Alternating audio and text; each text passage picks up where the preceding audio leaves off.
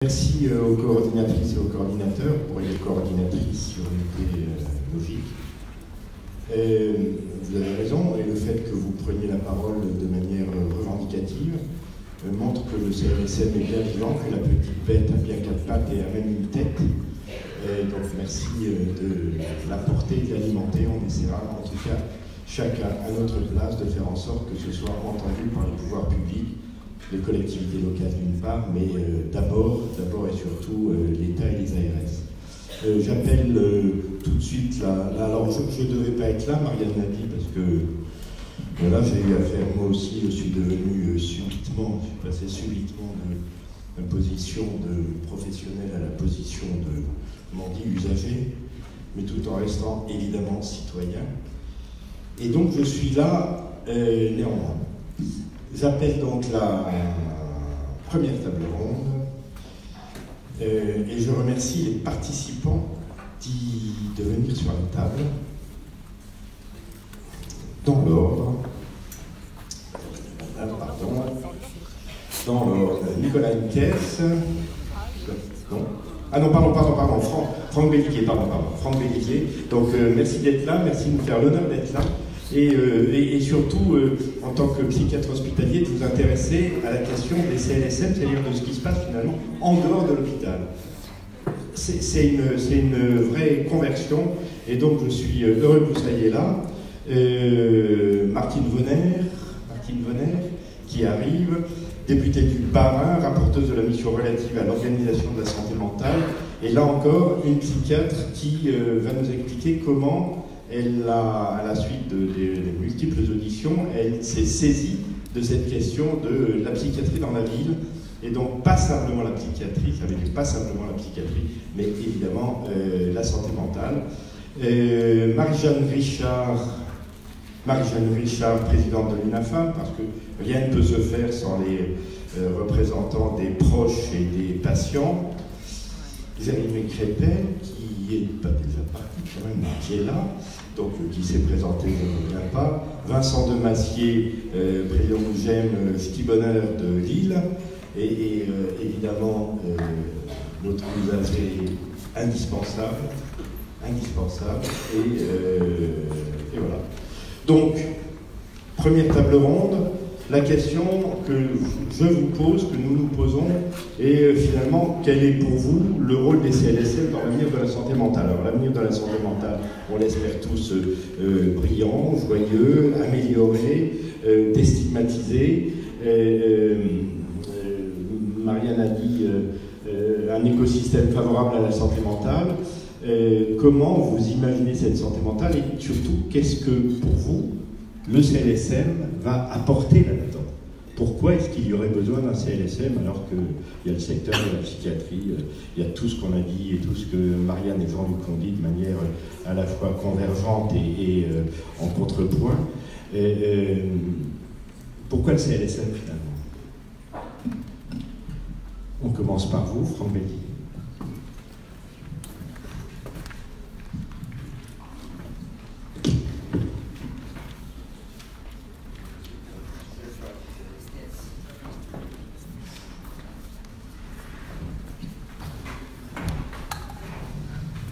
Bien, bah écoutez, puisque on fait des concessions à la galanterie, et on donne la parole en premier. Donc à la question quel est l'avenir de la santé mentale, alors ma vision est peut-être un petit peu étroite, mais comme je prends très à cœur la mission qui m'a été confiée, je vais m'efforcer dans les mois, les années qui viennent, de faire que cette feuille de route qui a été mise au point en 2018 et dont le déploiement est confié à la délégation santé mentale et psychiatrie, œuvre pour l'avenir de la santé mentale. Donc, je vais pas reprendre l'ensemble de cette feuille de route, c'est pas le sujet d'aujourd'hui, mais en revanche, il y a dans l'esprit, la doctrine, les principes directeurs de cette feuille de route, un outil qui est au centre de notre attention, que sont les projets territoriaux de santé mentale,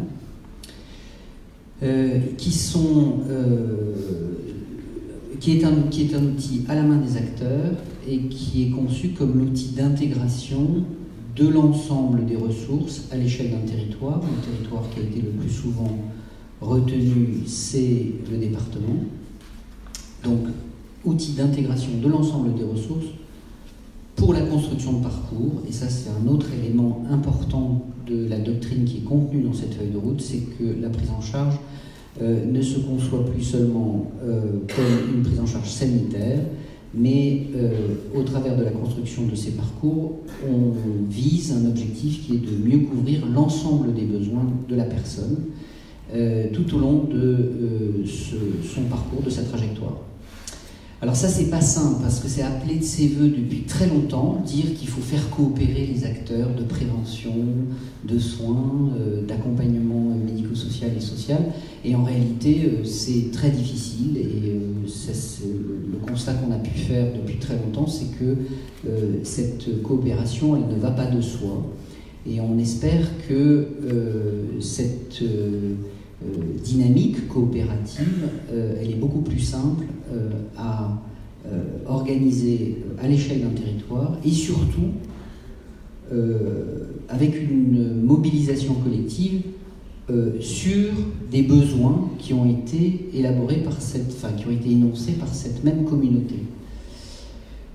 Alors, c'est très important de comprendre que la reformulation de l'offre de soins en santé mentale et en psychiatrie ne peut pas s'opérer de manière univoque et doit tenir compte des réalités de chaque territoire, ces territoires étant très hétérogènes dans leur historique et dans leurs besoins. Et donc, on pense qu'il est plus réaliste de mobiliser collectivement les acteurs d'un territoire dans l'énoncé de ce besoin et d'élaborer des projets qui visent à répondre à ces besoins. Alors pourquoi je fais ce détour par les projets territoriaux de santé mentale? C'est que j'ai commencé un tour de France. Nous avons recensé l'état d'avancement des projets territoriaux de santé mentale et nous faisons deux constats. Très rapidement, il y en a de très nombreux à faire, mais le premier constat, c'est que les équipes sont très mobilisées et l'outil est compris dans sa finalité. Et je dois dire que là, c'est un premier objet de satisfaction. Nous avons à peu près 40% des projets territoriaux de santé mentale qui sont, sinon signés, en cours de signature, à peu près 40 autres pourcents qui sont quasi finalisés, et puis il y a un petit pourcentage de PDSN qui sont encore en difficulté et qu'il va falloir accompagner plus spécifiquement. Donc ça, c'est le premier constat. Le deuxième constat, c'est que dans cette mobilisation encore relativement hétérogène, la dynamique des PTSM est très clairement liée à l'existence d'un conseil local de santé mentale ou plusieurs conseils locaux de santé mentale autour de la table.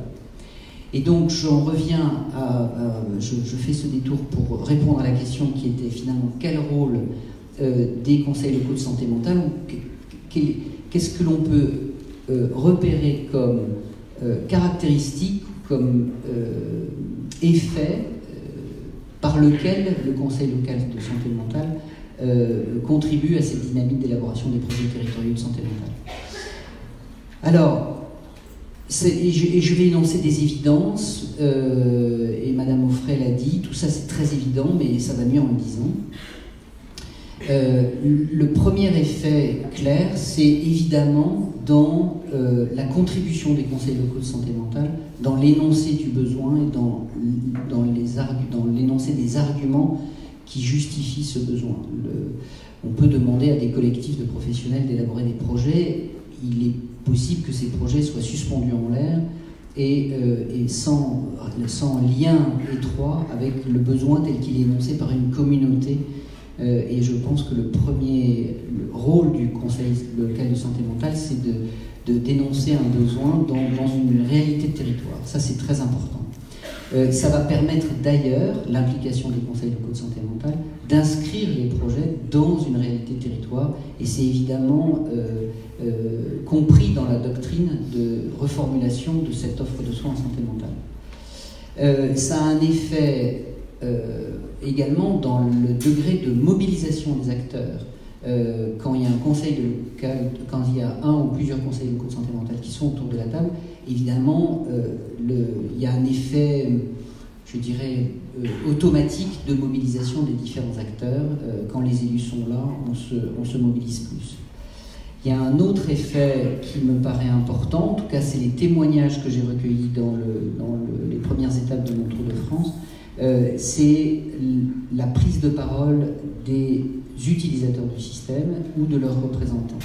La prise de parole est difficile. Les utilisateurs du système en santé mentale et en psychiatrie ont tendance à se censurer. Ce n'est pas un exercice qui est simple pour des usagers de dire voilà quels sont nos besoins. Lorsque c'est inclus dans une dynamique de conseil local de santé mentale, cette prise de parole est beaucoup plus facile et du coup la contribution des utilisateurs du système est aussi beaucoup plus importante. Donc ça a un effet, et encore une fois c'est pas moi qui le dis, c'est les membres de PTSM dont j'ai pu recueillir le témoignage, qui indiquent que ça a eu un effet de libération de parole. On ne parle plus seulement au nom de notre position d'utilisateur d'un système, mais au nom d'une communauté.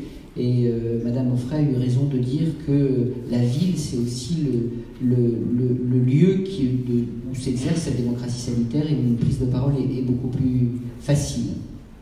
Et donc à ce titre, du point de vue des utilisateurs, l'implication des conseils locaux de santé mentale a un effet sur l'expression des droits de la personne dans la formulation de ses besoins. Et donc, ça contribue à leur citoyenneté.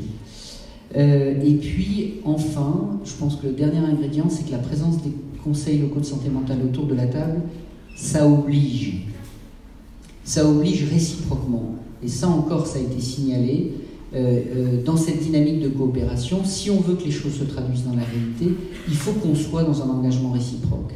Les besoins de la ville satisfaits par un collectif qui est porteur d'un savoir-faire pour répondre à ses besoins, mais ça oblige aussi ce collectif de soignants au sens large, d'accompagnants au sens large, dans les besoins énoncés par une communauté citoyenne. Donc voilà, on aura l'occasion de le redire aujourd'hui. Moi, je suis très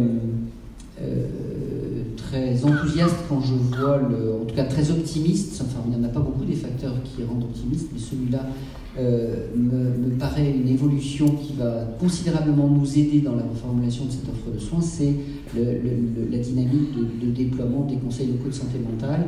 Et je suis sûr que je repartirai aujourd'hui avec des idées pour renforcer encore cette dynamique et ce soutien. Par rapport, je ne vais pas être beaucoup plus long, il y a d'autres personnes qui doivent s'exprimer avec certainement des idées intéressantes, mais les représentants des coordonnateurs qui viennent de s'exprimer, il faut absolument qu'on se voit avant que je reparte, parce que ce que vous venez d'appeler de vos voeux converge avec un besoin qui n'était pas anticipé, mais qui est maintenant bien identifié. Dans cette dynamique de mise en place des projets territoriaux de santé mentale, on sent une nécessité qu'il va falloir qu'on traite très rapidement de gouvernance horizontale et d'animation. Et je pense que ça peut rejoindre ce que vous appelez de vos voeux dans la montée en puissance de cette activité de coordination à l'échelle d'un territoire. Je pense qu'il ne faut pas qu'on fasse deux choses séparées et qu'on arrive à faire converger ces activités de coordination et d'animation qui sont, à mon avis, une clé de la réussite. Pardon d'avoir été un petit peu long. Donc parfait, merci.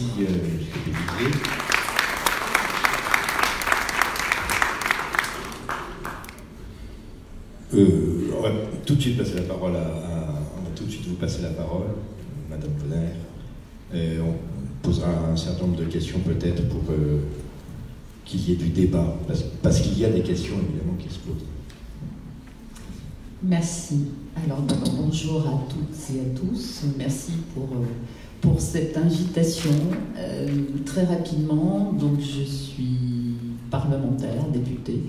Première fois que je suis une élue de la nation, je suis médecin psychiatre et j'ai travaillé comme psychiatre en EPSM.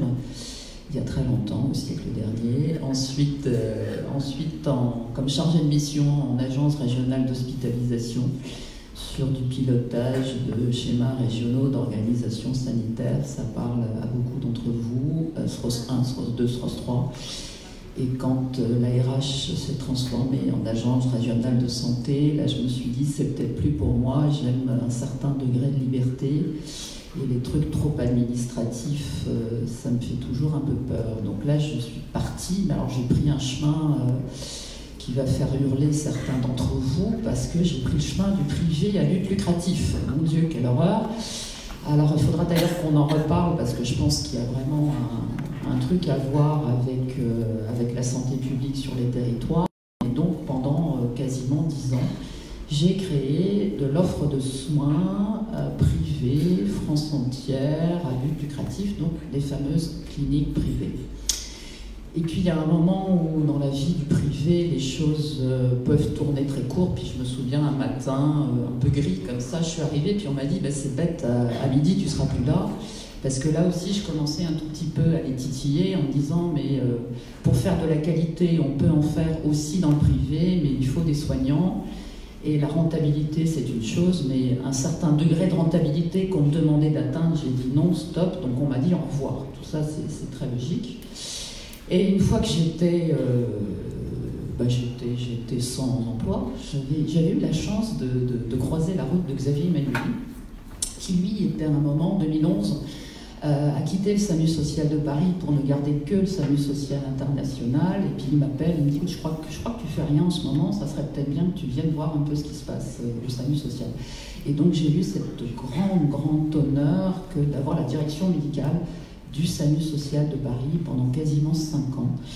Et donc je me sens aujourd'hui en tant que parlementaire avec tout le poids des citoyennes et des citoyens qui ont bien voulu me faire confiance en m'élisant, une toute petite légitimité, parce que j'ai vraiment fait le 360 de tout ce qu'on pouvait faire dans le domaine de la psychiatrie. Et aujourd'hui je suis devant très modestement parce que j'ai eu la possibilité, donc en tant que membre, en tant que commissaire des affaires sociales à l'Assemblée nationale, de porter 2 missions. Une mission flash très courte sur le financement de la psychiatrie. Et là, je ne vous apprends rien, c'est le premier poste de dépenses en France, 23 milliards, devant les pathologies cardiovasculaires, devant les maladies cancéreuses, en coût direct et en coût indirect, bien évidemment. Là, on englobe tout, l'hôpital, la médecine de ville, et puis tout ce qui va autour de l'incapacité, des arrêts de travail et des médicaments. 23 milliards. Et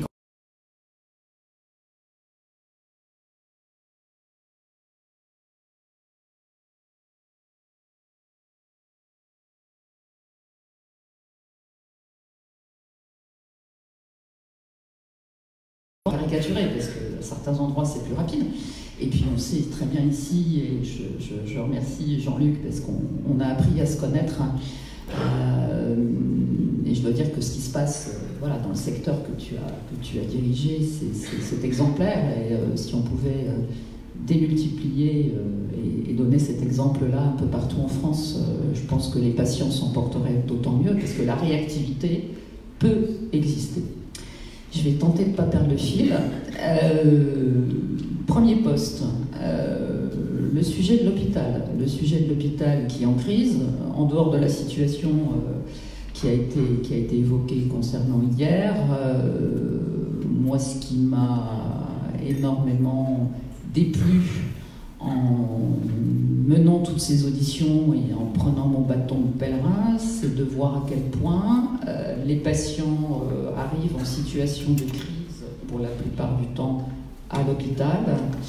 Et pour pouvoir être admis à l'hôpital, il faut passer par des soins sans consentement. Bon, tout ça pour dire que dans les différentes propositions de mon rapport parlementaire, il y en a une, et je suis là pour vous parler de celle-là, la numéro 7, et c'est ce que vous faites. Parce que la numéro 7, c'est comment promouvoir et comment redonner ou donner toute sa place aux conseils locaux en santé mentale. Pourquoi? Parce que sur des territoires de santé, il me semble qu'il y a urgence à piloter. Et pour moi, et je pensais que Franck le dirait, mais il ne l'a pas dit, donc je surfe sur ce qu'il n'a pas dit. Pour moi, le CLSM, ce sont les acteurs du territoire qui arrivent à se parler, ça c'est déjà génial. Les élus, parce que c'est pas garanti d'avance, hein. Déjà les élus qui ont envie d'aller sur ce terrain-là de la souffrance psychique, déjà c'est des élus qui sont plutôt vachement intéressants, quoi. Donc, des élus, des citoyens et les acteurs en santé mentale. Alors, là où je suis gênée, c'est qu'aujourd'hui, on ne parle que de la santé mentale publique. Je pense qu'il y a un moment, et sur certains territoires sans doute un peu innovants, il faudra y voir comment on inclut d'autres acteurs qui sont demain à même d'offrir réellement une prise en charge, une prise en soin. Mais ces acteurs-là, au plus proche du territoire, moi j'ai envie de dire, il faut leur faire confiance. Il faut leur faire confiance dans la gouvernance. Et c'est ce qu'il n'a pas dit tout à l'heure. Dans la gouvernance. Pourquoi? Parce qu'il y a à modéliser autrement. Il faut partir de ce qui fonctionne. Et là, vous le savez très bien, vous qui êtes là et qui représentez les centres, les conseils locaux en santé mentale, là où ça fonctionne, il y a peut-être un tout petit peu moins de souffrance. Mais en tout cas, il y a cette capacité de transversalité, de coordination, que j'appelle complètement de mes voeux au plus haut. Alors c'est comment on va passer de la gouvernance territoriale des fameux conseils locaux à comment on peut arriver tout là-haut à mettre de la transversalité au niveau de tous les ministères. Et c'est vrai que chaque fois que je vois Franck, je lui rappelle que j'aimerais qu'il ait une épaisseur de trait beaucoup plus importante, qu'il ne soit pas simple délégué ministériel, mais délégué interministériel, parce qu'il me semble que ça serait peut-être une piste à creuser pour, avoir, j'aime pas commencer par là, mais ça va quand même par là, ça a été dit, avoir plus de moyens pour porter des actions dans le domaine de la santé mentale, avoir réellement beaucoup plus de facilité à se comprendre du secteur de l'éducation nationale, et il faut commencer tout de suite avec les tout-petits dans le repérage de ce que j'appelle les signaux faibles, pour éviter, et je reboucle la boucle avec ce que j'ai dit en introduction, de cet hôpital en crise. C'est pas l'hôpital qui est en crise, c'est quand le patient arrive, le patient en souffrance psychique, il arrive, si je compare, j'aime bien toujours prendre ce petit exemple, si on était en cardio, c'est comme si tous les patients arrivaient en état d'infarctus. Aujourd'hui, c'est ça. Aujourd'hui, c'est ça. C'est le patient en crise, et quand on dit le patient en crise, et le premier contact du patient quand il arrive dans cet état-là avec la psychiatrie, c'est souvent pas forcément de bon augure pour la suite.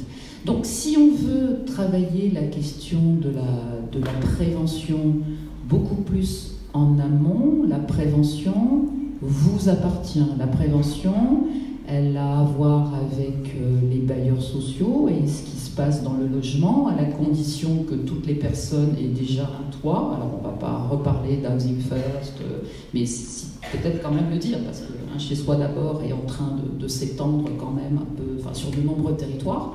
Donc une fois qu'on a un logement, ça ne veut pas pour autant dire que tout va bien, mais il y a quand même cette espèce de facilité d'ancrage dans son quartier, dans la ville.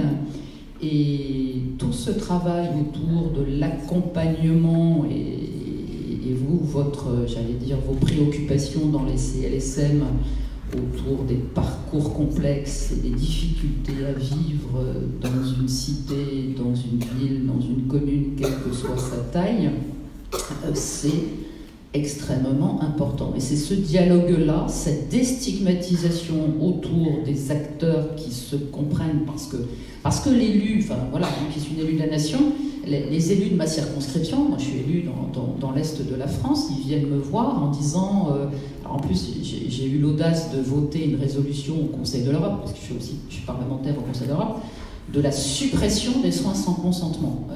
logiquement, là, assez rapidement, la France va devoir aussi s'y conformer. Il va falloir qu'on travaille cette suppression des soins sans consentement.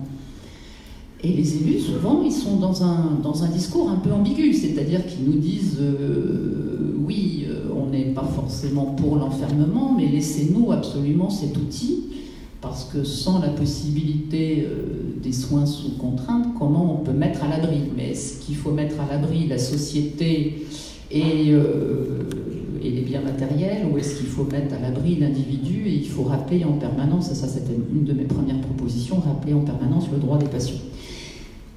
Ce que j'aimerais vous dire, c'est que, encore une fois, dans cette vie antérieure, quand j'étais en ARH, on avait accompagné déjà les premières créations des CLSM. J'aime pas être angélique, hein. Moi je suis un peu déçue, là, à 12 ans, qu'il y en ait encore aussi peu. Qu'il y en ait encore aussi peu. Et c'est pas faute de vos volontés sur les territoires. Mais alors, qu'est-ce qu'il faut faire pour qu'on en ait beaucoup plus? Parce que bon, moi j'ai écrit dans mon rapport, mais un rapport de parlementaire, il y a un fossé hein, souvent entre l'exécutif et le législateur. Et alors moi j'ai envie de vous poser la question, c'est est-ce que pour que demain il y en ait partout, est-ce qu'il faut légiférer beaucoup plus? Est-ce que ce soir je vais repartir avec cette mission? Est-ce que vous allez me dire, mais Madame Vonner, on compte sur vous là-bas à l'Assemblée pour convaincre vos collègues députés pour légiférer? Je ne suis pas sûre. Peut-être, hein, mais vous allez me le dire tout à l'heure. Parce que le législateur, quand il légifère, il y a après toute la batterie de réglementation, etc. Ça peut être extrêmement contraignant. Faut-il être contraignant? Ou faut-il laisser la liberté de création, la liberté de construction? Faut-il reposer un cadre différent, le même? Il y a la question des moyens qui est centrale, hein, que je ne veux surtout pas laisser de côté. Vous savez que là, on vient de voter, alors les sénateurs, ils ont tout bloqué hier, mais là, on vient de voter quand même dans le projet de loi de finances de la sécurité sociale de 2020, une révolution en termes de financement de la psychiatrie.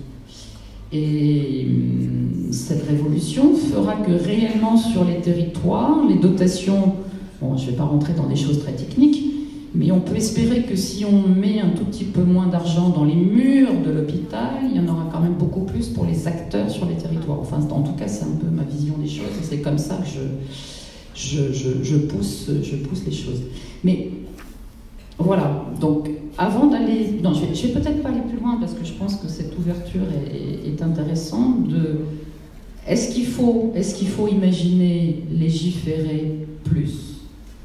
Est-ce que ce CLSM, pour qu'il puisse continuer à faire des petits, et j'ai adoré les exemples de cette espèce de bête là qui est sur pied, qui a une tête, et oui, est-ce que pour que ces CLSM continuent à se reproduire, il faut laisser libre cours, mais comme on a pris déjà, on aurait pu peut-être aller beaucoup plus vite. Alors ça veut dire quoi? Ça veut dire que les élus s'en fichent, ça veut dire que les élus ne sont pas suffisamment formés, ça veut dire que là aussi, il faut être dans une dynamique beaucoup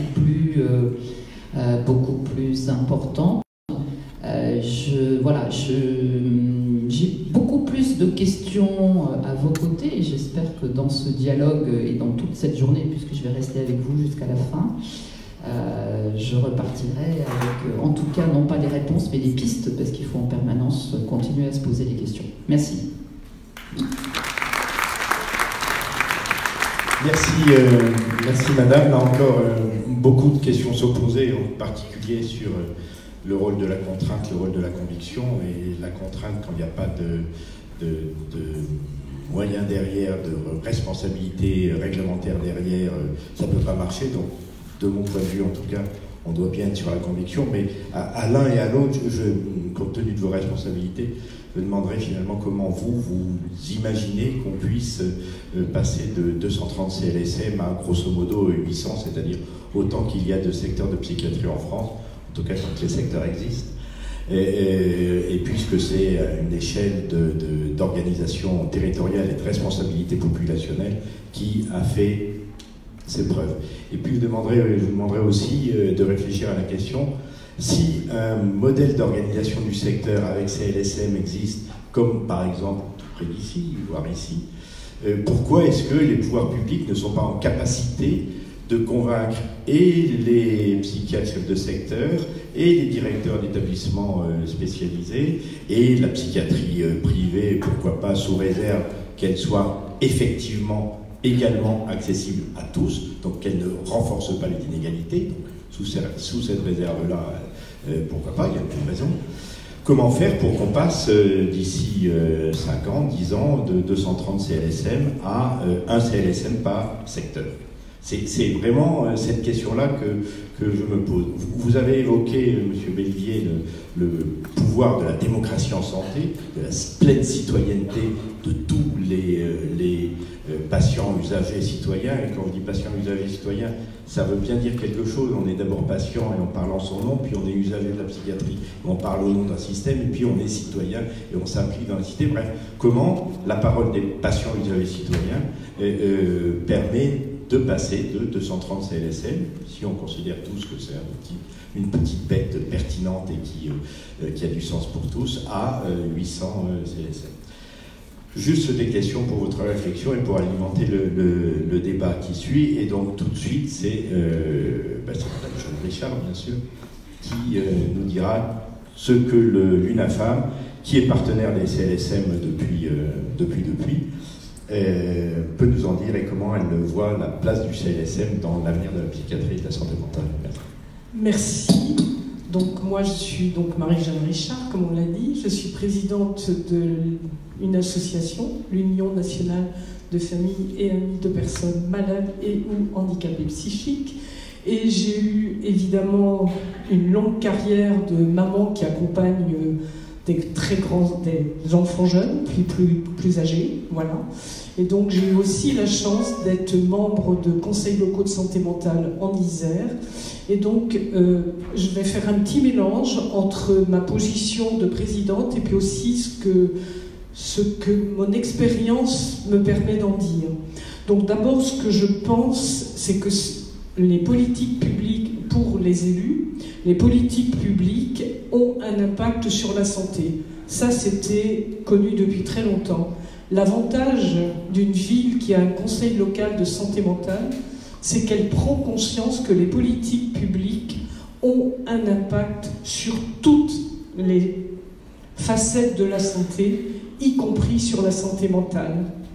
Et je crois qu'au travers d'un conseil local de santé mentale, ce qui me frappe, c'est que les acteurs, tous les acteurs, que ce soit le soin, que ce soit le social, que ce soit le médico-social, que ce soit bien sûr les usagers, que ce soit les familles, eh bien, on se pose la question, tous ensemble, de qu'est-ce qui soigne. Et ça, c'est vraiment quelque chose qui m'a réellement frappée. Et c'est pour ça que, en fait, en tant qu'UNAFAM, donc j'ai repris les chiffres et il semble qu'on soit dans 90% des comités de pilotage de CLSM. Donc, la plupart du temps, on y est rentré par la porte de l'aide. On espérait, en tout cas, que les conseils locaux de santé mentale pouvaient être une aide à la résolution de situations complexes. Et c'est comme ça qu'en fait, on a pensé aux conseils locaux de santé mentale. Et puis, dans ces conseils locaux de santé mentale, on a pu se rendre compte que la plupart des situations complexes étaient là parce qu'il y avait une réelle absence de coordination pluridisciplinaire autour des situations individuelles. Et c'est cette absence de coordination qui faisait qu'on arrivait à une situation complexe. Absence de coordination sur le soin, bien sûr, mais aussi sur le logement et également sur l'intégration sociale. Et je pense que ces conseils locaux de santé mentale ont permis, lorsqu'ils existent, et d'où leur intérêt, c'est de sortir de uniquement la situation à résoudre pour se poser la question comment éviter qu'une situation s'aggrave, déjà, et surtout, comment anticiper l'apparition de situations complexes. pour que ces conseils locaux de santé mentale fonctionnent, il est absolument essentiel qu'il y ait des usagers. Et je trouve qu'il y a encore trop peu d'usagers dans les conseils locaux de santé mentale, même si c'est au plus près des territoires. On a souvent du mal à ce qu'ils viennent, à ce qu'ils restent. Posons-nous la question du pourquoi. Je pense qu'il ne faut pas oublier, jamais, qu'ils sont dans une situation asymétrique. Il y a d'un côté les sachants, et d'autre côté, il y a encore les soignés. Et que l'institution reste une autorité, et que, bon, quand on est dans un grand... Voilà, sous les néons, comme disait Madame Offray, c'est pas si évident que ça que de parler. Donc je crois qu'il est absolument essentiel que dans les conseils locaux de santé mentale, on donne la parole. Donner la parole, c'est le plus sûr moyen que les usagers la prennent. Je crois que, je disais, les acteurs se posent la question de qu'est-ce qui soigne, et là, il est vraiment important de penser en termes de habiter.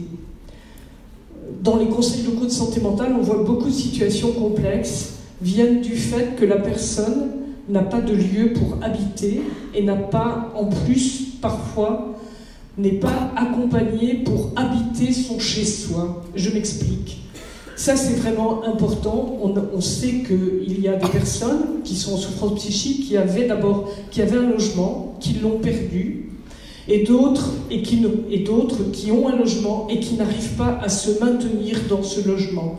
Et donc, je crois que le logement est un point extrêmement important de la santé mentale, qu'il faut donc des moyens, là il n'y a pas moyen de faire autrement, pour que les personnes puissent arriver à habiter et pour que les personnes soient accompagnées pour habiter leur chez-soi. Donc là, ça implique effectivement d'un travail avec les bailleurs, mais pas seulement. C'est aussi un travail avec le médico-social. Il faut un travail aussi avec les conseils départementaux. Il faut un travail évidemment avec les ARS pour qu'il y ait plus de logements accompagnés, de logements ou d'accompagnement dans le logement. Je voudrais revenir également sur l'importance des conseils locaux de santé mentale dans la déstigmatisation. Inclusion sociale, on en parle beaucoup. Société inclusive, encore plus. Mais pour nous, ce n'est pas que des concepts. Il faut arriver effectivement à ce qu'on donne à la personne le moyen de vivre en société. Mais vivre en société, c'est vivre sous le regard de l'autre. Et je maintiens que c'est impossible de vivre sous le regard de l'autre si ce regard est chargé d'effroi, de peur et de rejet. Et là, je dis que nous sommes vraiment scandalisés par TF1, qui a une fois de plus montré alors c'est Danse avec les stars, je vous préviens que je ne regarde pas Danse avec les stars tous les samedis soirs, mais une fois de plus, il y avait une danse extrêmement stigmatisante qui montre encore la maladie psychique comme étant un enfermement avec des murs capitonnés. Donc vraiment, les conseils locaux de santé mentale ont un rôle, je pense, important par rapport aux médias. Bon, je pourrais continuer comme ça très longtemps, mais je vais peut-être pas... je pense que deux rôles encore que je voudrais quand même préciser par rapport à ces conseils locaux de santé mentale, ce qu'on en attend, mais aussi déjà ce qu'ils permettent de faire, eh bien, ils permettent finalement quand même de travailler avec les acteurs du soin. Je crois que dans les conseils locaux de santé mentale, vous avez à la fois la psychiatrie, vous avez à la fois la médecine libérale, eh bien, ces personnes se parlent, ces personnes disent, j'ai entendu des médecins généralistes, dire aux psychiatres, on vous envoie les patients, vous ne renvoyez aucun compte-rendu. Quand ça se dit comme ça, au plus proche, eh bien, ça fait évoluer les choses. Donc c'est extrêmement important parce que du coup, en faisant évoluer les choses, on peut peut-être commencer à construire des lieux de soins qui sont des lieux déstigmatisants. Alors, avant de finir, je voudrais dire également que les conseils locaux de santé mentale vont avoir un rôle très très important, à mon avis, par rapport aux projets territoriaux de santé mentale. Donc les projets territoriaux de santé mentale sont obligatoires.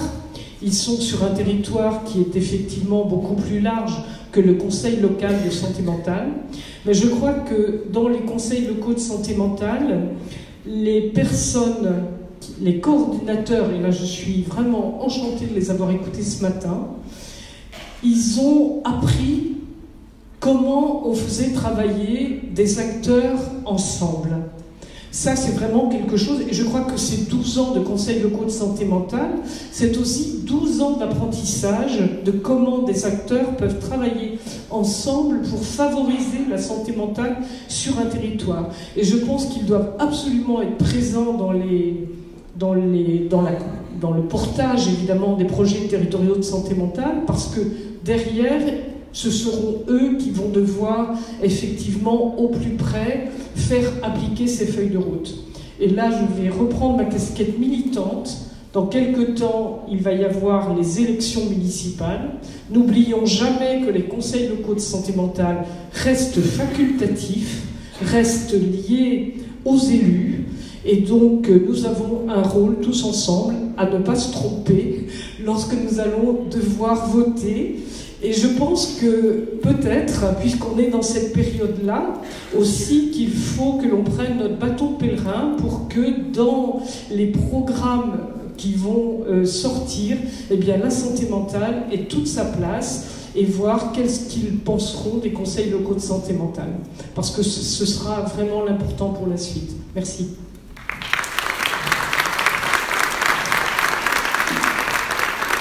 Merci Madame Richard de ce plaidoyer dont je partage évidemment l'essentiel.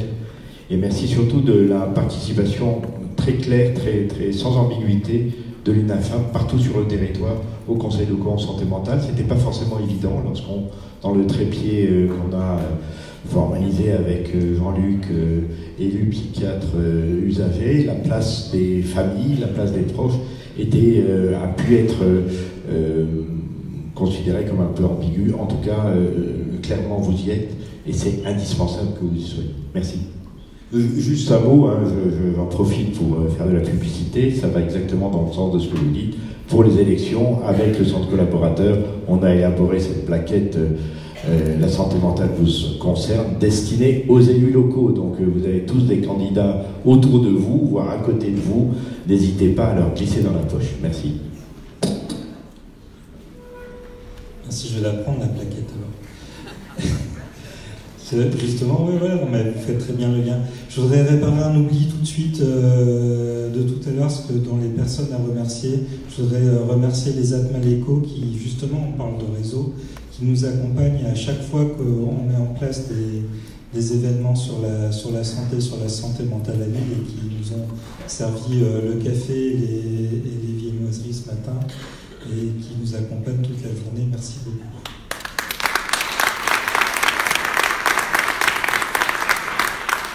Alors, je rebondis sur justement la question des élections municipales, et c'est vrai que, puisque c'est quel avenir pour les conseils locaux de santé mentale, la première chose, vraiment, ça va être de former les élus à la santé qui vont arriver, et s'ils sont comme moi, pas des professionnels de santé qui, du coup, ne connaissent pas forcément bien la santé mentale quand ils vont prendre en place leur fonction, et ben, il va falloir les accompagner, leur expliquer plein de choses.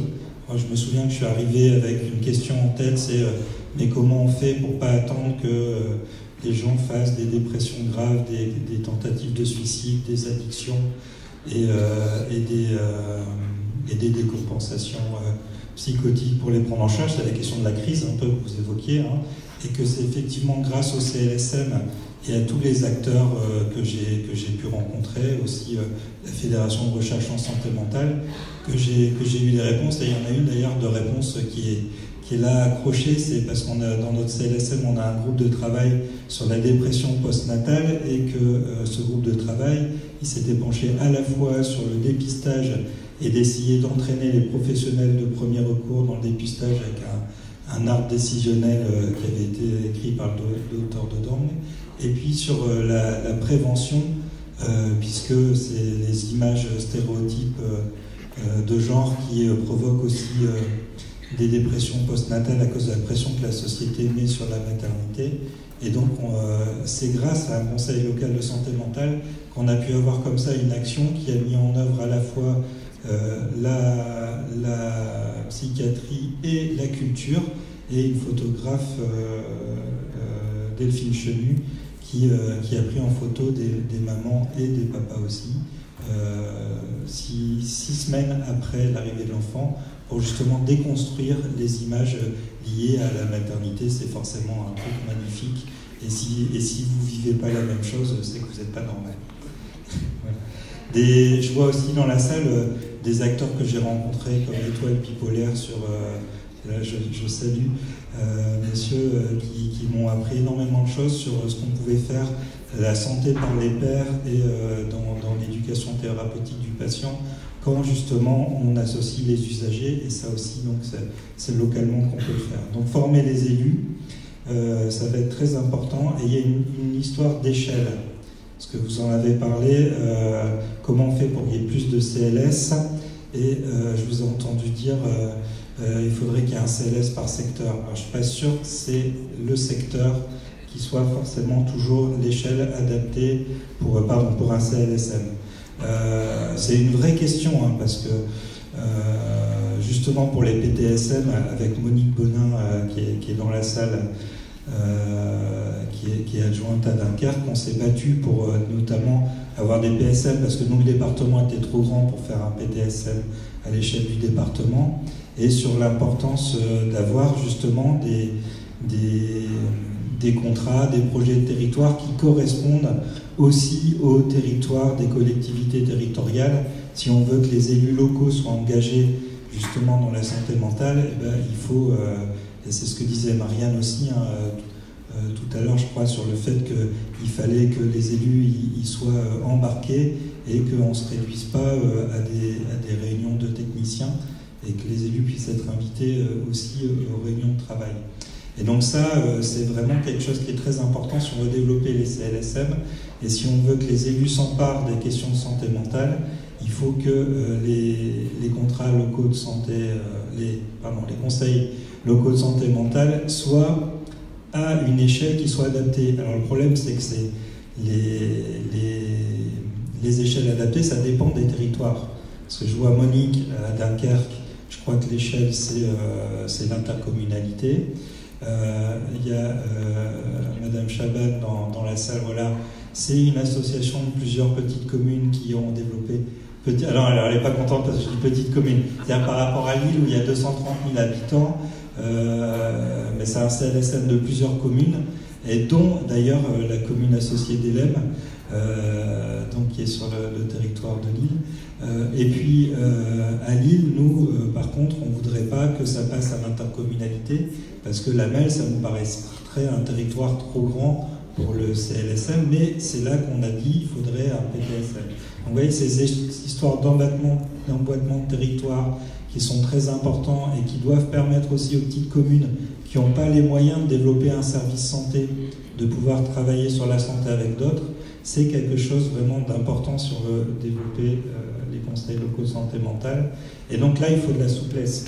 Voilà, c'est pas forcément le secteur, c'est pas forcément une commune, mais il faut effectivement de la souplesse. Par contre, je souscris tout à fait au fait qu'il faut établir des règles communes, et que ça, c'est peut-être le rôle du législateur.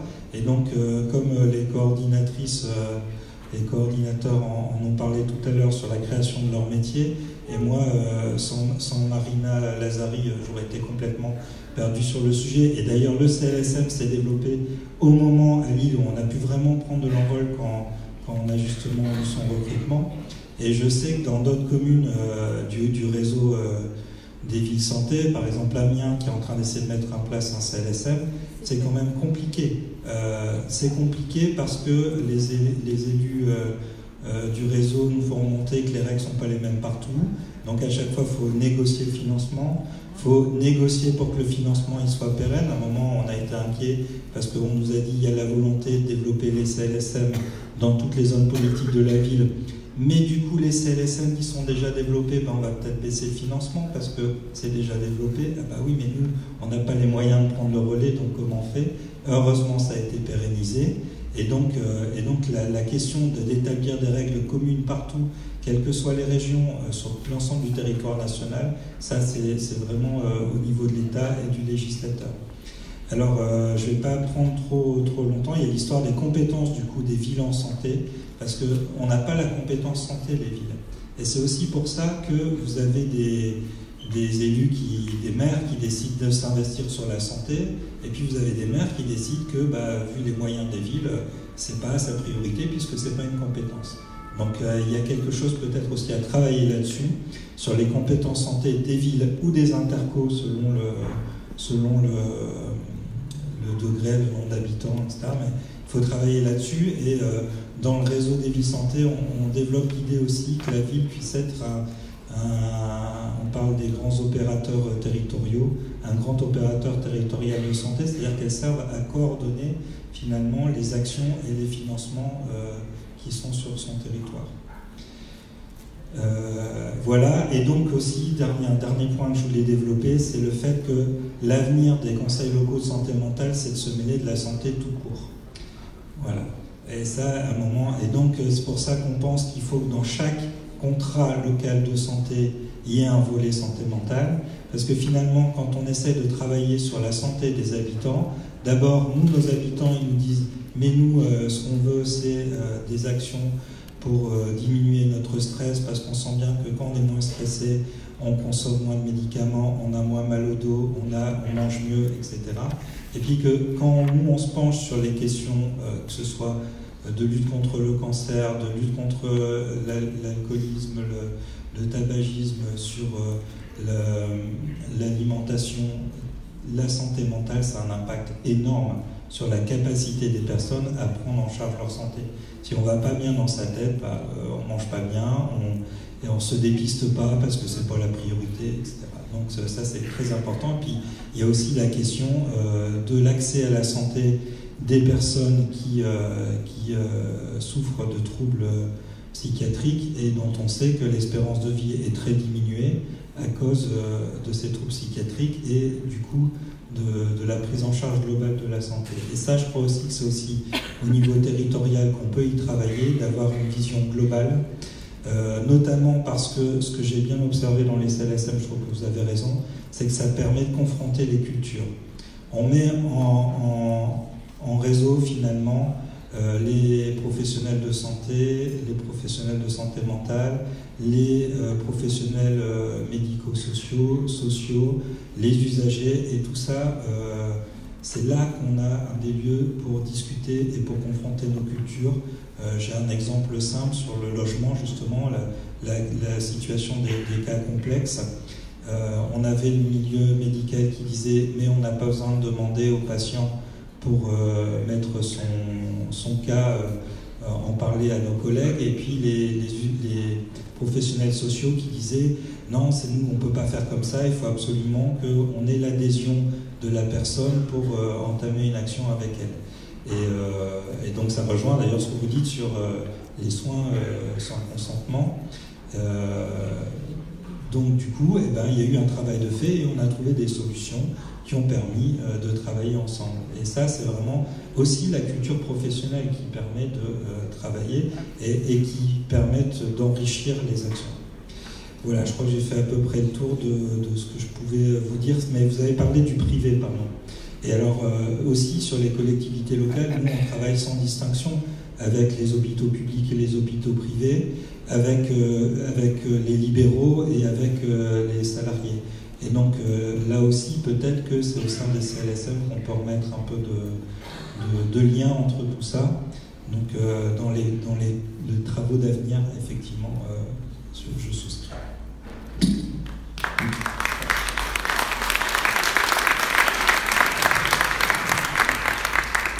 Merci Véronique Crépel d'avoir dit comme un élu de terrain, tout à fait simplement, ce que le CLSM a apporté, ce que ça a fabriqué et ce que ça pourrait fabriquer de plus avec cette question souplesse, contrainte qu'avait déjà évoqué Martine Vonner.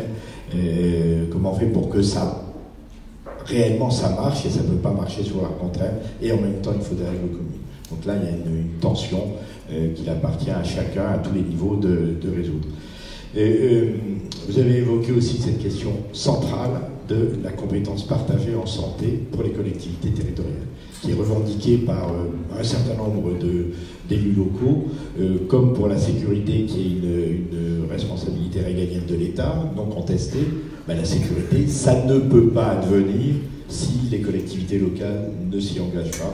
Pour la santé publique en général, la santé mentale en particulier, ça ne peut pas advenir, en tout cas c'est ma conviction, la conviction de SPT, si les élus locaux, les responsables des collectivités locales ne s'y impliquent pas. Ayez en tête ce parallèle pour voir comment ça s'est construit depuis 30 ou 40 ans et comment en santé ça doit se construire.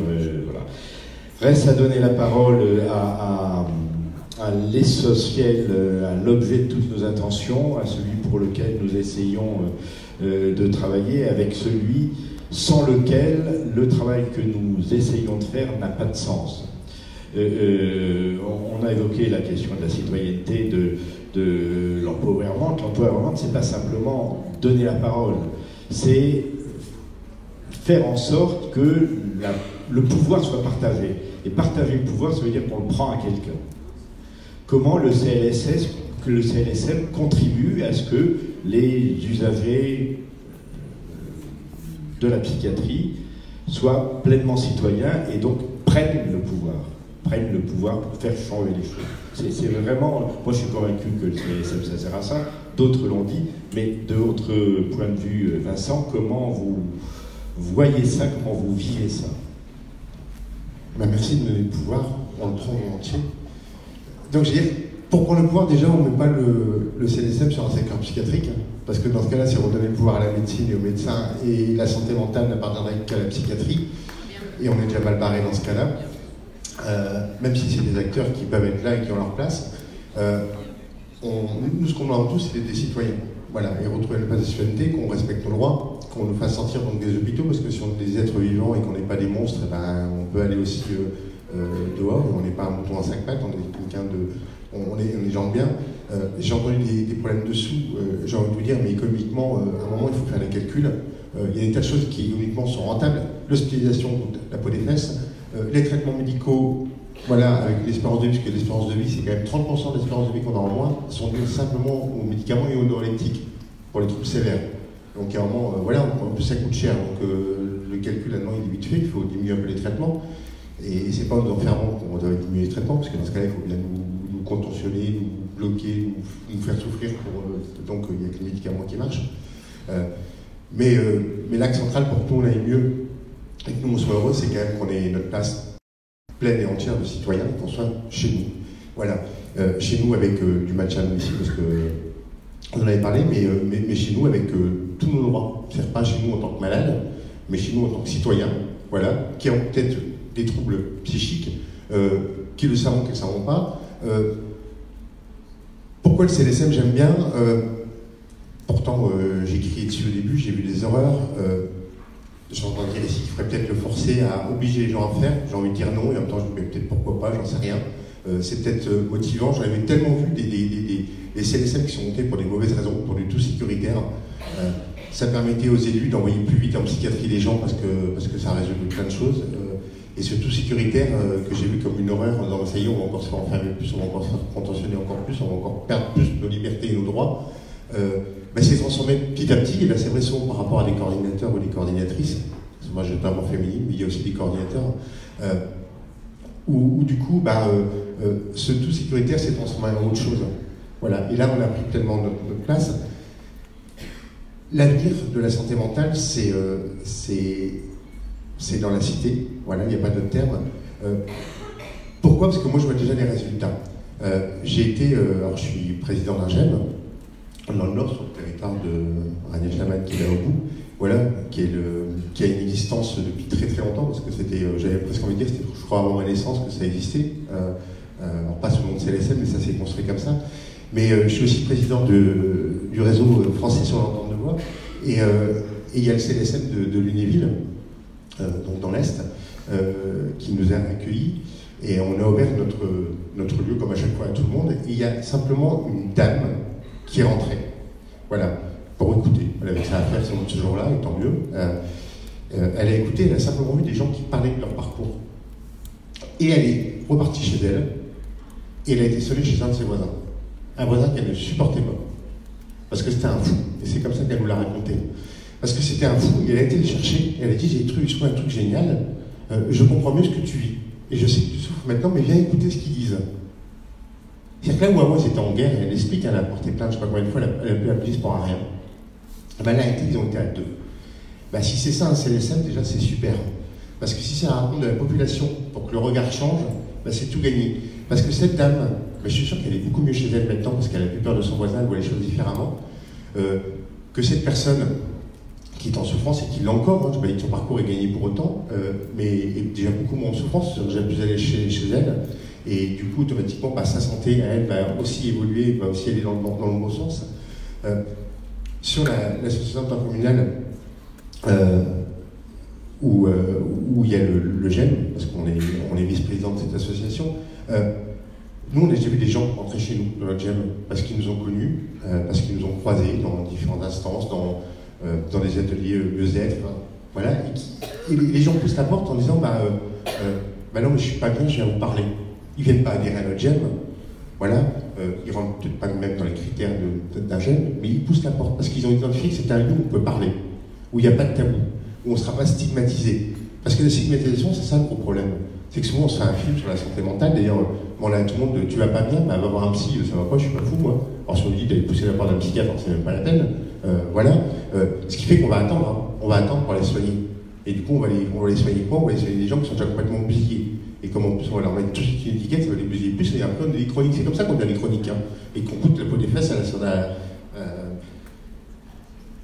enfin, qu'on pompe les sous tout le monde, là je pompe vos sous, hein, quand je coûte ça, parce que je suis un chronique foutu, parce qu'on m'a foutu chronique, hein, c'est pas que je le suis, mais on me l'a mis à force, bah, c'est vos sous à vous qui s'en vont, voilà. Là on prend un peu moins à vous pour en décider un peu différemment et produire plus de choses bénéfiques.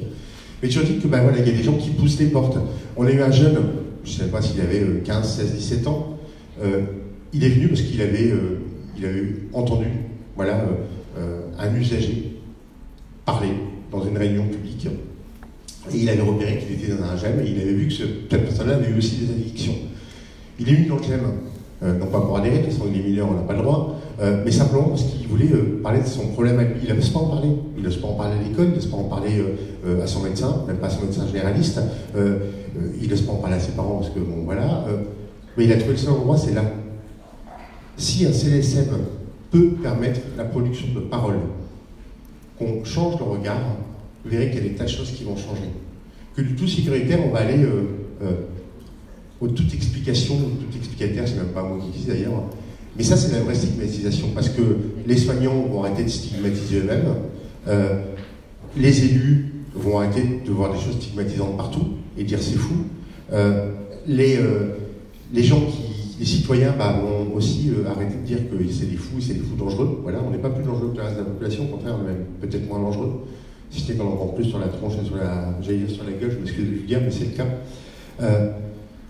Et puis surtout, moi, l'objectif que j'ai dans tout ça, c'est que je me dis que le CLSM, c'est quand même un super outil, parce que moi, j'aurais rêvé, quand j'étais plus jeune, avant de commencer mon parcours, d'avoir des lieux où je puisse parler. Pourtant, j'étais entouré, j'ai eu des parents voilà, qui étaient ce qu'ils étaient, mais plutôt bien. Voilà. J'ai eu un établissement qui n'était pas extrêmement difficile, où j'aurais pu parler, mais là aussi, j'ai pas été écouté. Si à l'époque, je n'avais pas vu la santé mentale et le fait que j'entende des voix comme étant quelque chose de dramatique, et déjà parce que la télé montrait que c'était tous des tueurs en série, j'aurais eu un espace pour en parler, mais j'aurais pas fait un parcours où j'aurais passé 15 ans d'enfermement psychiatrique, voilà, attaché, lié, tout ce que j'ai subi comme horreur, voilà. Si j'avais eu un lieu où j'aurais pu parler avant, j'aurais sans doute évité bien des écueils et bien des complications. J'aurais coûté beaucoup moins cher, parce que quand je vois le prix de l'hospitalisation en psychiatrie, mais c'est la peau des fesses, au secours, je coûte beaucoup moins cher quand je suis chez moi. À prendre ou pas prendre mes traitements, mais quand je suis chez moi, je coûte beaucoup moins cher, avoir un accompagnement chez moi, à vivre. Voilà, parce que comment voulez-vous qu'on ne soit pas des patients à vie si on est dans un seul lieu qui est le soin et qu'on vit entièrement dépendant du soin et de la santé mentale et de la psychiatrie. Si on est citoyen, soit on a le choix d'aller voir la psychiatrie, voilà, bonne ou pas bonne, mais d'aller y chercher ce qu'on a envie en tout cas, mais on a aussi le choix et le pouvoir d'avoir exercé nos droits de citoyen, c'est-à-dire de faire ce qu'on veut. Et faire ce qu'on veut, c'est aussi du bien-être. Et du bien-être, mon Dieu, c'est ce qui nous amène en psychiatrie généralement. Et du coup, ça c'est du soin. Si les CNSM arrivent enfin à ça, mais de façon généraliste, tant mieux. Parce que c'est pas moi qui serai heureux, moi je suis déjà, c'est peut-être vous, parce que vous êtes peut-être Camocci, je vous souhaite d'être aussi heureux que moi, même si j'ai un diagnostic de fou, je sais pas quoi, un truc qui n'existe pas, de toute façon la symphonie n'existe pas, je le dis ouvertement. Mais toujours est-il en tout cas que je suis quelqu'un d'heureux, je souhaite à tout le monde d'être heureux, et je souhaite surtout à tout le monde de ne pas passer par des étapes complètement cons, voilà, de coûter une fortune à la société, parce que ça on nous le répète sans arrêt, qu'on coûte cher, voilà, c'est aussi la société qui nous enferme et qui fait qu'on leur revient cher. 23 milliards, c'est des chiffres qui sont énormes. Si une partie de ces 23 milliards était mise pour la déstigmatisation, mais pas par des campagnes il y a un rôle là aussi. Si vous voulez des campagnes efficaces, faites-les avec nous. Voilà. Faites-les pas avec des patients. Parce que si vous faites avec des patients, vous aurez automatiquement... J'ai été patient, je sais ce que je dis. Quand on est patient, on est tout. On est tout de son psychiatre ou de la santé mentale, parce que de toute façon, on ne va pas dire le contraire de ce qu'il nous dit. C'est lui qui nous soigne, c'est lui qui nous nourrit, c'est lui qui nous donne la hache, c'est lui qui va je ne vais pas lui dire que ce qu'il me dit, mais c'est de la merde. Donc je ne peux pas. Donc tant que je suis patient, Voilà. Si je suis citoyen, là, je peux parler. Et du coup, on peut dire les choses différemment. Et on peut dire, telle ou telle campagne de presse, je trouve ça bizarre quand même. Ou peut-être que là, il y a autre chose. Peut-être qu'il faut arrêter de faire des campagnes de presse pour faire un schizodon pour nous offrir des pots de yaourt que Cora ou Carrefour ou Auchan nous ont proposé. Mais faites une vraie stigmatisation sur la santé mentale de façon générale. Arrêtez déjà pour déstigmatiser, de cloisonner les gens dans des cases. Plus vous mettrez les gens dans les cases, y compris avec des maladies, plus vous verrez que c'est ça qui nous stigmatise. Et déjà, si on se dit qu'il faut une campagne de presse qui soit si différente selon le type de pathologie, ça veut dire qu'ils sont si différents, ces gens-là. Si on est si différents, c'est normal qu'on est stigmatisé. Et si on s'aperçoit simplement qu'on parle de santé mentale et de tout le monde, une personne sur trois, on va dire, en fin de compte, ce monsieur-là, il est comme moi. Mais simplement, on a nos souffrances. Et du coup, oui, les CNSM seront les cloisonneurs qui nous permettront, nous, de ne plus être des malades, mais être des personnes qui seront vues comme des gens productifs, comme des gens qui peuvent faire des choses pour eux, mais aussi pour les autres. Et ça, c'est l'avenir. Il faut décloisonner, il faut sortir de toutes ces représentations, il faut sortir même des schémas, que ce soit les élus qui soient là, parce qu'ils ont le pouvoir de convocation, ça c'est quelque chose de central, et c'est les élus qui doivent être en première tête, et pas la psychiatrie, pas les établissements de santé, voilà. Mais que ce soit les élus, parce qu'ils ont ce pouvoir-là, qui est automatiquement des usagers, parce que sans nous, honnêtement, vous allez vous buter sans arrêt. Je sais que c'est compliqué de nous avoir, c'est compliqué parce qu'on n'est pas si nombreux que ça, parce que je vous jure que quand on va bien, à part avoir un côté militant, on a envie de se barrer, de reprendre leur vie comme avant. Donc on arrête de nous parler de la maladie, il faut nous chercher. Pour ça, de temps en temps, on a envie d'autre chose. Voilà. Maintenant, si vous êtes capable de mettre un temps fou, aller chercher des gens de l'ARS pour vos réunions, aller chercher des gens qui viennent des ministères, aller chercher des députés, machin, mettez le même temps pour nous chercher, vous allez finir par nous trouver. Je le dis honnêtement. Voilà, parce que je ne suis pas le seul au monde, il y en a plein. Partout, à nous, le Rêve France, on est sollicité partout. Il y a plein de CLSM où ça se crée avec le Rêve France, avec des petites entités qui ne sont pas beaucoup en temps de rêve. Ils ne peuvent pas être là présents à chaque fois. Mais moi, l'association intercommunale, je ne peux pas être là. Le CLSM, c'est l'association intercommunale santé mentale et citoyenneté, qui sont sur des villes moyennes, mais qui fait un super territoire de santé mentale, parce qu'on voit ça d'un œil différent. Et venez nous chercher, on sera là, on sera présent. Venez pas nous chercher au dernier moment. Moi, on m'a déjà appelé. On m'a dit, venez, on a besoin de vous pour monter un CLSM. Et le jour où je m'invite, je pensais avoir des discussions, tout ça. On m'a présenté un truc, il fallait juste que de mettre une signature. Et c'est après que tu m'as pas demandé, vous avez pris le temps pour votre association. Voilà, non, c'est de nous inviter dès le début. Voilà, parce que dès le début, ça vous évitera des écueils. Et puis du coup, vous verrez que moi, je suis pas une bête étrange. Certes, je suis chiant, je suis un combatif, mais en même temps, c'est ce qui m'amène à m'en sortir. Vous verrez que je suis quelqu'un comme vous. Voilà, vous verrez que la différence, elle n'est pas... Tantôt, vous allez vous poser la question et dire, ce mec, il est quand même super bien, il est super heureux, parce que c'est pas moi qui ai des problèmes de santé mentale, pour finir, et que lui sera un type normal. Ça arrive souvent. Mon psychiatre va se poser la question quand il me voit maintenant. Mais voilà. Mais honnêtement, voilà, les CLSM, c'est quelque chose de génial. Il faut porter ça, il faut continuer, il ne faut pas laisser tomber. Si ça se crée pour les mauvaises raisons, c'est pas grave. Si ça produit au début des mauvaises choses, c'est pas grave. Il y a le cap des élus, là ça va changer. Ça va bouger dans certains endroits, il y a des endroits où ça sera stable, il y a des endroits où ça va complètement changer. Ouais, c'est compliqué, mais c'est pas grave. Il y a des élus qui ont été convaincus déjà une fois, il faudra les convaincre à nouveau. En tout cas, je rappelle juste, parce qu'il y a des coordinateurs ici, la CNSM, ça vit tout le temps, que les échanges et l'élection, c'est au mois de mars. D'ici le mois de mars, on peut continuer à faire des choses dans les CNSM, parce que des gens qui sont en souffrance, il y en a encore. Des gens qui ont envie de frapper pour avoir une simple question, il y en a encore. Des gens qui n'osent pas parler parce que c'est compliqué, il y en a plein partout. S'ils peuvent encore, grâce à vous, trouver des endroits où ils peuvent entendre des choses qui sont différentes, c'est-à-dire qu'ils ne sont pas fous, qu'ils oseront du coup parler à leur médecin généraliste, parce que la santé mentale, c'est pas que les médecins, hein, c'est d'abord les soins primaires, on a raison d'en parler, qui peuvent aller rencontrer des associations, qui peuvent parler entre eux. Moi, je vois dans le club de 3e âge, ils sont venus une fois, voilà. Il y en a une qui était vraiment mal, ils ont envie de se foutre en l'air. Et ils lui ont dit, tiens, va voir le GEM. Le GEM, ça a été extraordinaire pour elle. Pourquoi? C'est pas qu'on est facile, on est extraordinaire, j'allais dire l'inverse. Mais non, aussi on est des gens extraordinaires. Mais qu'est-ce qu'elle était dans un mouroir, je m'excuse du terme, hein. En tout cas là où elle était, c'était un mouroir. Elle a vu que chez nous, elle pouvait simplement reprendre vie.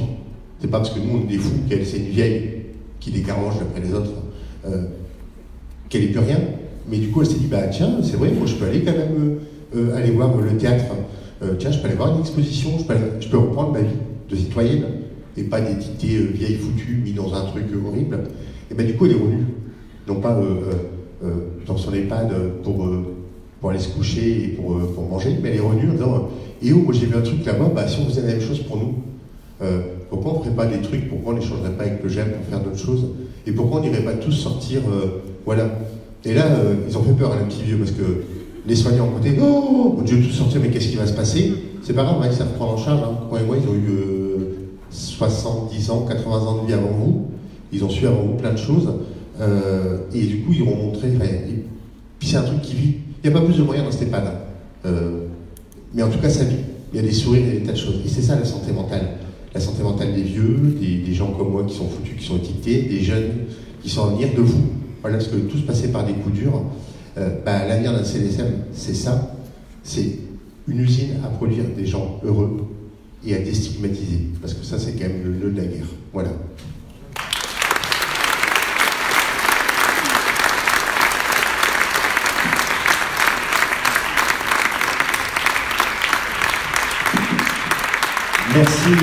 Merci Vincent de ce plaidoyer, de cet engagement et de cette conviction qu'on essaye de partager.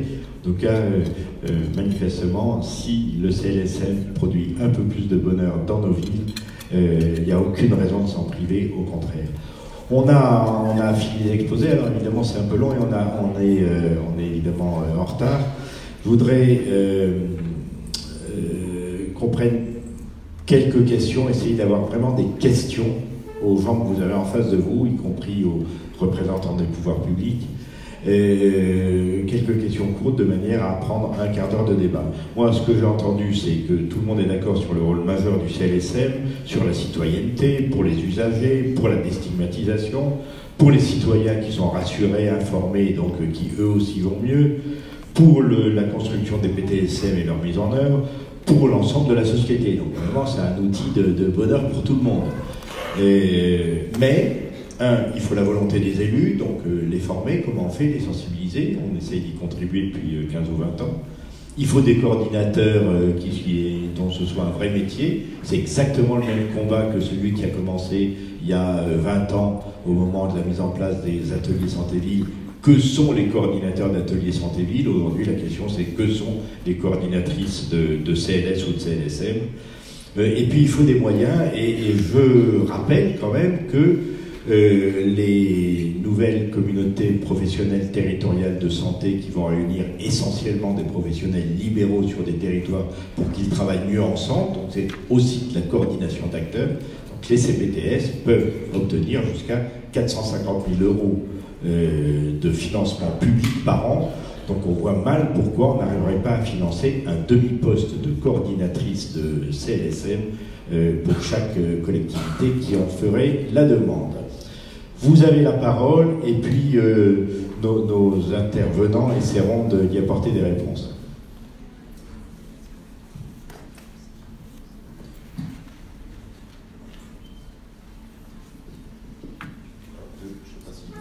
Ça marche. Bonjour, Franck Pondiel, je suis coordonnateur du Conseil local de santé mentale de Caen, dans le Calvados. Moi, j'avais deux questions. La première, ça concerne, vous avez évoqué, Madame Venère, la question de la prévention. Et effectivement, c'est une question importante et difficile. Sur le terrain, je suis confronté parfois encore à des postures, notamment de médecins psychiatres, qui ont du mal à imaginer la façon d'aller au-devant. Et il y a encore une semaine, j'ai eu une réponse d'un médecin psychiatre qui dit « non, on ne peut pas intervenir parce que la personne a arrêté les soins depuis 1 mois, 2 mois, 6 mois, et au nom des choses importantes aux yeux du médecin, mais au nom notamment de l'alliance thérapeutique par exemple, on ne peut pas aller vers avant la crise et on renvoie les intervenants sociaux et l'entourage vers la crise, les urgences, et on attend que la situation se dégrade. Donc ma question, c'est comment on peut aussi accompagner les médecins et les coordos également sur ce changement nécessaire pour appréhender la prévention. Une question. Bon, donc vous allez répondre.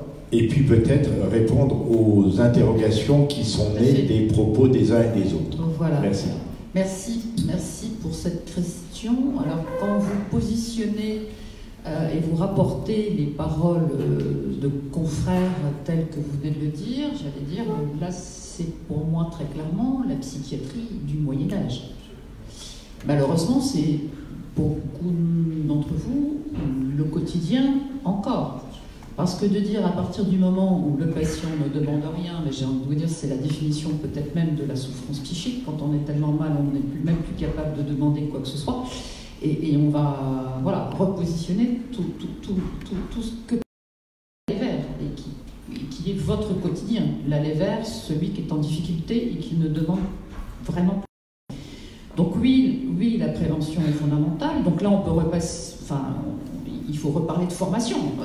On n'a pas évoqué tout à l'heure les médecins généralistes, mais on met le focus sur les psychiatres, mais les généralistes aussi. C'est quand, dans la demande en soins des personnes qui viennent dans leur cabinet de médecine générale, on sait que c'est entre 30 et 40% de la demande en soins qui est en lien direct ou indirect avec la souffrance psychique, les difficultés psychiatriques, etc. Et on sait à quel point, cette question de la formation, mais peut-être que Franck en dira un mot tout à l'heure. Alors moi j'aimerais revenir parce qu'il y a eu des choses très très très intéressantes qui ont été dites par l'ensemble des intervenants. Peut-être redire avec la même force et le même cri du cœur que Vincent, ne collons pas les CLSM sur les secteurs, ou ne demandons pas à partir du moment où il y a un secteur de psychiatrie publique quelque part qu'il faut forcément que ce secteur porte un CLSM. Pourquoi? Il me semble très clairement qu'il faut se poser la question de comment accompagner l'évolution du secteur. Alors je suis très prudente ce matin, les soirs parfois je le suis moins, et comme on a eu l'occasion de discuter hier soir, je disais mais quand est-ce qu'on va réussir à supprimer les secteurs? Oh mince, ça me alors, je n'ai rien contre les secteurs. Et c'était un truc, mais qu'est-ce que c'était génial. Enfin, ce truc-là, c'est génial d'avoir eu cette idée du découpage et de la responsabilité géopopulationnelle, mais c'était les années 60. Et il me semble qu'aujourd'hui, on peut dire très clairement qu'on a pris en otage beaucoup trop de patients. Beaucoup trop de patients. Sous prétexte, c'est mon patient, ah ben non, regarde où il habite, ah ben non, c'est le tien. Et alors, c'est le tien surtout quand il est un peu compliqué.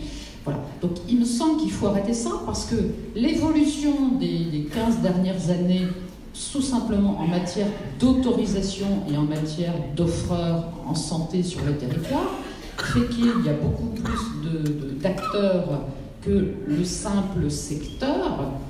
à qui on continue, alors on continue en plus à culpabiliser le secteur, parce qu'on lui dit, mais c'est toi qui dois tout faire. Ah oui, mais le secteur, il n'a plus de moyens pour tout faire. Le secteur, il n'a plus de professionnels pour tout faire. Le secteur, un coup, on lui a dit, bah, tu vas vers l'ambulatoire, et merci, parce que cette dynamique-là, elle existe, et elle existe partout. Mais il y a eu un moment où on a bloqué cette expansion vers l'ambulatoire pour dire qu'il manquait des moyens dans l'intra, donc on a tout remis dans l'intra. Donc, et pendant ce temps-là, tout à l'heure, j'ai osé vous dire que j'ai développé du privé. Et encore une fois, je ne suis surtout pas là pour défendre le privé, surtout pas. Mais quand dans un secteur... On va prendre l'exemple de Toulouse. Ce territoire-là, c'est 3 lits privés pour 1 lit public. C'est l'histoire qui veut ça. Mais si on continue à demander aux seuls acteurs qui portent la psychiatrie publique de tout faire, mais c'est pas possible. Ils sont en burn-out, ils arrêtent, ils sont en grève, ils sont... Enfin, je veux dire, il y a un moment, il faut juste être un tout petit peu cohérent. Chaque territoire est différent, chaque façon de travailler est un petit peu différente. Certes, le législateur, encore une fois, pose des cadres, mais laissons faire sur les territoires et surtout, peut-être, redynamisons cette question de la transversalité, de la souplesse.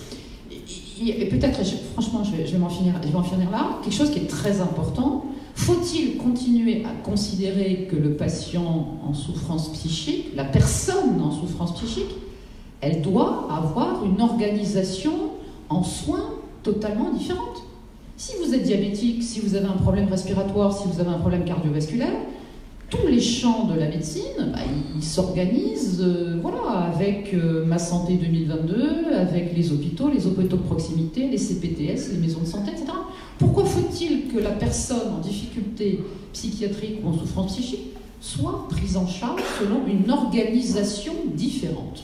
Voilà, encore une fois, je vous pose la question. Moi, j'ai ma petite idée et je pousse certaines choses. Encore une fois, l'idée n'est pas de signer l'arrêt de mort du secteur, surtout pas. Vous venez des secteurs, les secteurs font un travail absolument incroyable et génial.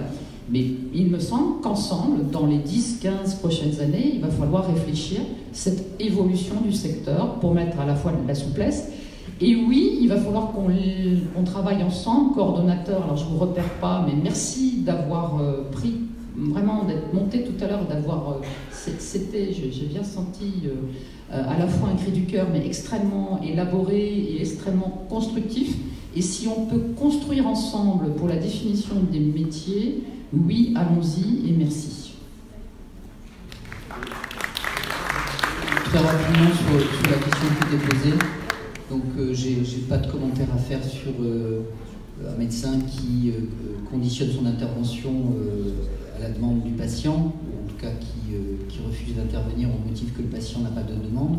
Je pense que la question que ça pose, et c'est comme ça qu'il faut raisonner, c'est de partir du besoin, du besoin de la personne. Si le patient n'a pas de demande, c'est peut-être aussi parce que la proposition qu'il lui a faite ne l'intéresse pas ou n'est pas acceptable de son point de vue. Et donc là, on voit qu'il y a un maillon qui à certains endroits manque, qui à certains endroits existe et où on voit que cette activité est très utile. C'est une activité de médiation vers les soins lorsqu'ils sont nécessaires.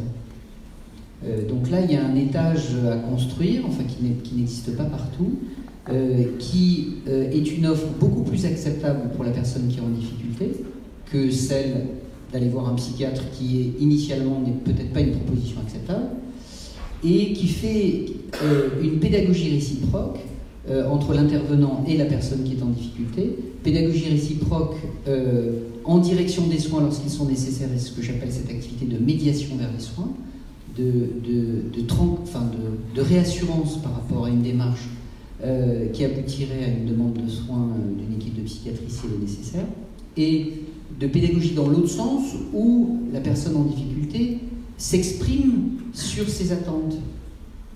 Donc voilà, c'est plutôt cette question-là que la situation que vous décrivez pose, c'est de construire cet outil de médiation réciproque dans le recueil des attentes d'une personne qui est en difficulté et dans une offre qui, en tout cas telle qu'elle se présente initialement, est peut-être pas acceptable, mais peut le devenir avec un petit peu de pédagogie.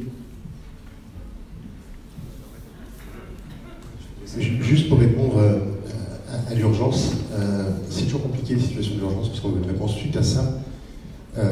Et la santé mentale, on gère toujours. C'est un peu dommage. Les CLSM à l'étranger seront regardés parce qu'il y a plein de pays qui disent que les CLSM c'est un truc génial qui est inventé par les Français, tant mieux qu'Ocorico, on peut être fiers. Mais nous, on a peut-être aussi regardé. Je suis d'accord avec vous. Si nous, on n'accepte pas d'être suivis, c'est peut-être qu'on ne trouve pas notre compte non plus.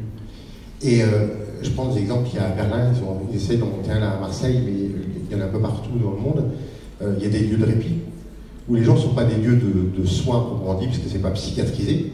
Il n'y a pas de médecin ou à la rigueur un médecin généraliste qui est là. Mais où les gens vont quand ils vont mal, mais justement, parce qu'ils ont cette sécurité d'être à l'abri, sans être confrontés à la psychiatrie, qu'ils ne veulent pas pour X ou telle raison, un tort ou une raison. Le débat, il n'est même pas là. Mais c'est après, qu'est-ce qu'on peut proposer d'autre comme alternative? Ça, c'est des alternatives qui peuvent être portées au titre d'un logement temporaire, voilà, mais par des CLSM, par exemple. Et pas gérer que d'urgence, et du coup anticiper, et aussi savoir après pourquoi. Moi, il y a des situations, moi ça m'intéresse, en temps je rencontre des gens dans des situations complexes. Voilà, ils viennent, ils exposent leur truc, on essaie de trouver une solution pour avancer, pour créer quelque chose. Mais le après, moi j'ai l'impression que c'est un peu dommage qu'on ne les revoie pas un an après ou 2 ans après, en disant bah voilà, ça s'est passé comme ça, qu'est-ce qui aurait été mieux pour vous? Ou comment on aurait pu faire différemment? Alors, quand on est sur un territoire, c'est l'avantage des CLSM, c'est que les gens, on les recroise dans la rue, on peut les interpeller pour leur demander, moi je n'aime pas, voilà, pour demander. Mais ça, c'est intéressant aussi, de savoir pourquoi. Et puis, les acteurs, oui, il y a des cons partout. Il y a des usagers qui sont cons, je le suis par moment, ça c'est sûr. Des psychiatres qui sont cons, j'ai envie de dire que c'est plus général. Voilà, quand ils mettent en avant leur handicap de psychiatre, quand ils sont des bonhommes qui ont fait une formation de psychiatre et qui mettent l'humain, ils sont peut-être un peu plus intelligents et ils voient les choses différemment. Et puis si moi j'ai pu changer, je suis persuadé que mes psychiatres peuvent changer. Mais que de toute façon, vous ne pouvez pas faire bouger quelqu'un qui n'a pas envie de bouger. Donc si ce psychiatre-là, ou si le secteur même ne veut pas bouger, c'est compliqué. Mais dans ce cas-là, est-ce qu'on ne fait plus rien ou est-ce qu'on essaie de bouger à côté? Voilà. Moi, mon psychiatre, il n'a pas bougé. C'est quand j'ai commencé moi à bouger, il dit tiens, c'est bizarre, de Massier, il est avec quelque chose qu'il a envie de bouger. Voilà. Et maintenant, le mot rétablissement, ça lui concerne un petit peu. Il a envie de voir. Voilà. Il est timide encore. Mais c'est bien, il bouge. Mais si on attend tous les autres, et si on laisse le soin qu'à la santé mentale, il n'y a rien qui bougera, on répétera les choses. Et là, on gérera de l'urgence.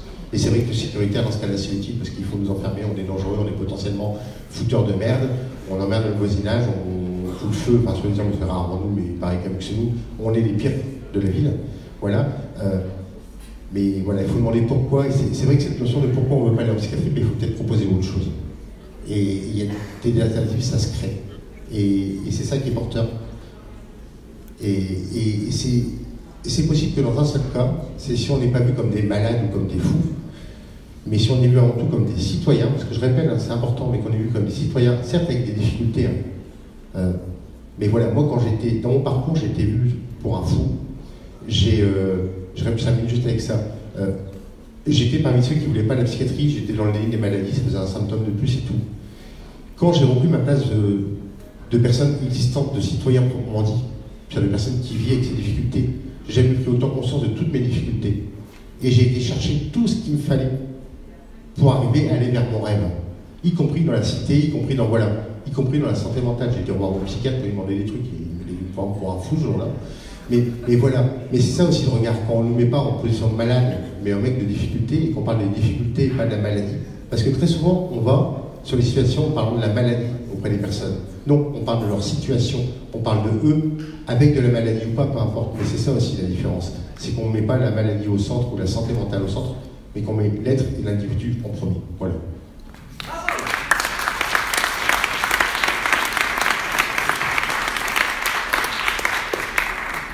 Du coup, je vais essayer de faire court. C'était pour réagir à ce que dit monsieur et à l'histoire des secteurs.